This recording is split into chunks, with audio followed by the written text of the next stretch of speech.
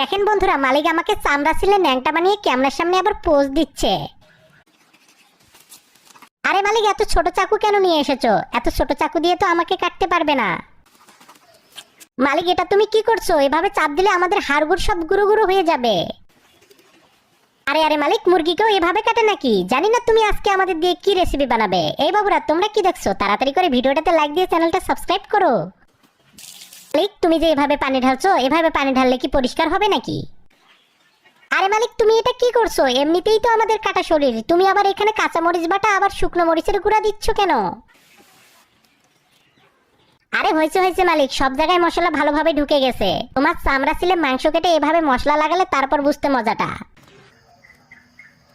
আরে মালিক, তুমি আমাকে এভাবে আগুনের উপর ধরছো কেন? আমার পিছনটাও তো পুরো জ্বলে গেল।